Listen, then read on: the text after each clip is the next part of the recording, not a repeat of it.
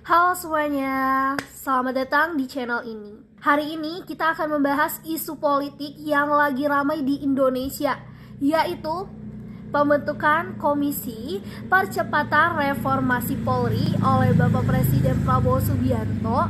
Dan komisi ini dipimpin oleh Bapak Jimli Ashidik yang merupakan mantan Ketua Mahkamah Konstitusi. Di video ini kita akan membahas 3 hal utama.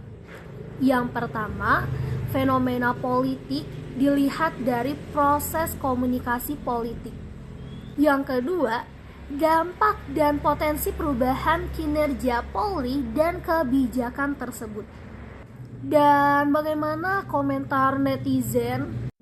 Dan yang ketiga atau yang terakhir yang akan kita bahas yaitu bagaimana citra Polri di media termasuk di Instagram dan bagaimana komentar netizen di Instagram dan apakah kebijakan ini bisa mempengaruhi citra. Dan di video ini kita akan menguraikan semuanya tetapi mudah dipahami. Yang pertama, mari kita lihat fenomena ini dari sudut pandang proses komunikasi politik. Dalam teori komunikasi ini ada beberapa elemen penting seperti sumber pesan, saluran komunikasi, penerima, hingga efek pesannya. Sumber pesan di sini adalah Bapak Presiden Prabowo Subianto. Beliau menyampaikan pesan politik melalui tindakan. Pengangkatan Komisi Khusus Reformasi Polri, tindakan ini sendiri adalah komunikasi. Ini disebut political signaling, sebuah sinyal politik bahwa pemerintah ingin memperbaiki institusi kepolisian. Lalu apa pesannya? Pesannya adalah selanjutnya ada media yang menjadi saluran. Media seperti CNN Indonesia dan berbagai portal berita nasional menonjolkan isu ini. Mereka memberikan panggung bagi pemerintah untuk menyampaikan pesan ini kepada publik. Ketika media menyoroti isu ini secara intens, teori agenda setting bekerja. Artinya, apa yang disoroti media itulah yang dianggap penting oleh publik. Dalam pemberitaan ini, reformasi Polri menjadi topik nasional, bukan lagi isu kecil dan ruang-ruang diskusi tertentu. Selain itu, ada teori framing, bagaimana media membingkai peristiwa. Banyak media membingkai pembentukan komisi ini sebagai langkah positif dan tindakan cepat Bapak Presiden Prabowo. Dengan tokoh independen seperti Bapak Jimli sebagai ketua, pesan yang ingin dibangun adalah transparansi dan kredibilitas. Kita juga harus melihat penerima pesan, yaitu masyarakat, akademis, aktivis, dan netizen. Mereka menerima pesan ini, menafsirkan, lalu mereka merespon. Pengaruhnya muncul dalam bentuk komentar, analisis, dukungan, atau kritik. Karena komunikasi politik bukan hanya satu arah.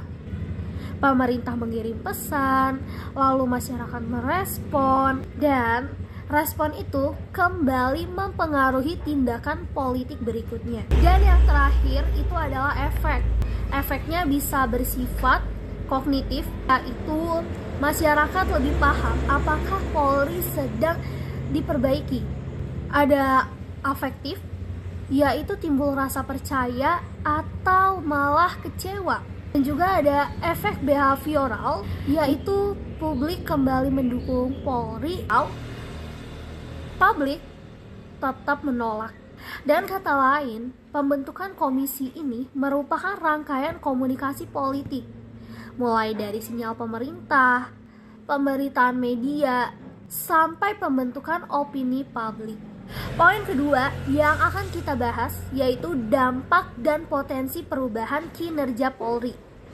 Sekarang kita bahas pertanyaan penting.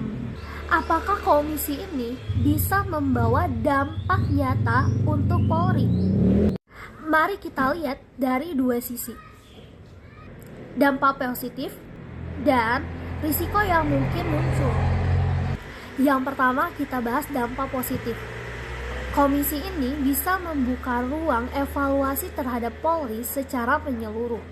Banyak isu lama seperti etika aparat, penanganan kasus yang dinilai tidak adil, kekerasan berlebihan, hingga masalah budaya kerja internal. Dengan adanya komisi ini, masyarakat punya harapan bahwa persoalan ini akan diperbaiki. Yang kedua, partisipasi publik juga menjadi terbuka. Komisi ini disebut juga dapat menerima masukan dari masyarakat. Jika ini benar-benar terjadi, maka hubungan antara Polri dan juga masyarakat bisa lebih dekat dan juga transparan. Kita masuk ke dampak negatif atau resikonya. Yang pertama, kebijakan ini bisa berhenti sebagai simbol politik saja. Dalam komunikasi politik, ini disebut simbolik politik. Secara tampilan, pemerintah terlihat melakukan sesuatu, tetapi secara substantif tidak ada perubahan besar di lapangan. Kedua, bisa terjadi resistensi internal. Reformasi institusi sebesar Polri bukan hal mudah. Ada budaya, ada struktur, dan pola kerja yang sudah tertanam puluhan tahun. Jika komisi menyentuh area sensitif seperti sistem pangkat, disiplin internal, atau penanganan kasus aparat, pasti ada resistensi. Yang ketiga, ekspektasi publik bisa berbalik menjadi kekecewaan. Ketika harapan tinggi tapi hasilnya kecil, kepercayaan bisa tumbuh jauh lebih rendah dari sebelumnya. Kita masuk ke poin ketiga, citra Polri di media dan respon dari netizen. Nah, sekarang kita masuk bagian yang sangat menarik nih. Citra Polri di media, terutama di media sosial. Berdasarkan komentar-komentar netizen di postingan Instagram ini, jelas terlihat bahwa Polri masih mengalami krisis kepercayaan. Banyak komentar bernada pesimis, sarkastik, hingga langsung menyatakan tidak percaya bahwa reformasi akan berhasil. Ini menunjukkan bahwa isu Polri bukan lagi persoalan struktural, tapi persoalan citra atau dalam teori komunikasi disebut image crisis. Mengapa citra Polri masih negatif? Ada beberapa alasan. Yang pertama, karena media framing selama bertahun-tahun banyak berita tentang tindakan aparat yang kontroversial. Ini menempel di ingatan publik. Yang kedua, pengalaman langsung masyarakat. Dalam teori komunikasi politik, pengalaman pribadi adalah sumber opini paling kuat, kan lebih kuat dari berita. Yang ketiga, diskursus di media sosial, seperti di Instagram, TikTok, dan di X.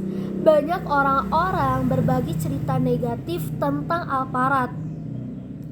Ini menciptakan echo chamber, ruang gema di mana suara-suara negatif semakin diperkuat. Dan yang terakhir, kurangnya narasi positif yang konsisten dari Polri.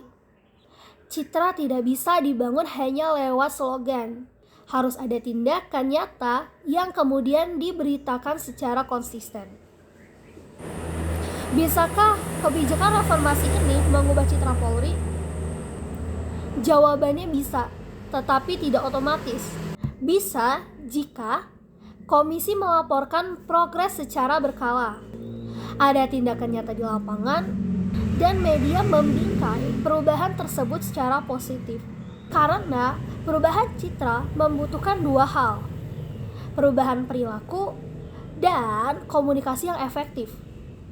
Namun tidak bisa kalau reformasi hanya sebatas seremoni, tidak ada perubahan yang dirasakan masyarakat, atau ada kasus besar yang kembali merusak citra Polri. Si politik, citra institusi puluhan tahun tidak bisa berubah hanya dengan satu kebijakan. Butuh waktu, konsistensi, dan akuntabilitas. Jadi, kesimpulannya, Pembentukan Komisi Percepatan Reformasi Polri adalah langkah komunikasi politik yang kuat. Pemerintah sedang membangun pesan bahwa reformasi Polri adalah agenda prioritas. Kebijakan ini berpotensi membawa perubahan, tetapi sangat bergantung pada implementasinya, bukan hanya pengumumannya. Sementara di media sosial, citra Polri masih ada negatif dan publik masih skeptis.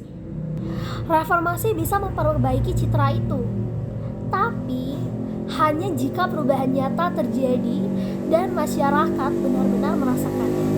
Terima kasih sudah menonton. Jika menurut kalian analisis ini menarik, jangan lupa di like dan di share dan juga jangan lupa di subscribe ya.